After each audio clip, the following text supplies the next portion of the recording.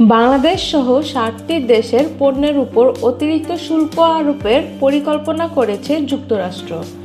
Trump প্রশাসনের এই প্রস্তাব বাস্তবায়িত হলে বড় ধাক্কা খেতে পারে বাংলাদেশের রপ্তানি খাত, বিশেষ করে তৈরি পোশাক শিল্প। যুক্তরাষ্ট্রের বাণিজ্য প্রতিনিধি দপ্তর ইউএসটিআর জানিয়েছে, জোরপূর্বক শ্রমে উৎপাদিত পণ্যের বাণিজ্য নিয়ন্ত্রণে ব্যর্থতার অভিযোগে বাংলাদেশ সহ ১৫টি দেশের উপর অতিরিক্ত ১০% শুল্ক আরোপ করা হতে পারে। বিশেষজ্ঞরা বলছেন, যুক্তরাষ্ট্র বাংলাদেশের অন্যতম বৃহৎ রপ্তানি বাজার। নতুন শুল্ক কার্যকর হলে বাংলাদেশি পণ্যের দাম বাড়বে এবং আন্তর্জাতিক বাজারে প্রতিযোগিতা কমতে পারে।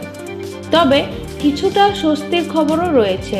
নির্দিষ্ট পরিমাণ পোশাক ও বস্ত্রপণ্য কম শুল্কে যুক্তরাষ্ট্রের রপ্তানির একটি বিশেষ সুবিধা দেওয়ার প্রস্তাবও বিবেচনায় রয়েছে।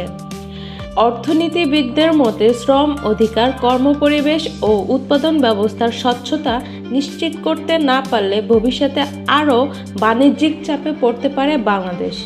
বিশেষজ্ঞরা বলছেন, এটি শুধু একটি শুল্ক প্রস্তাব নয়, বরং দেশের রপ্তানি খাতের জন্য একটি গুরুত্বপূর্ণ সতর্কবার্তা।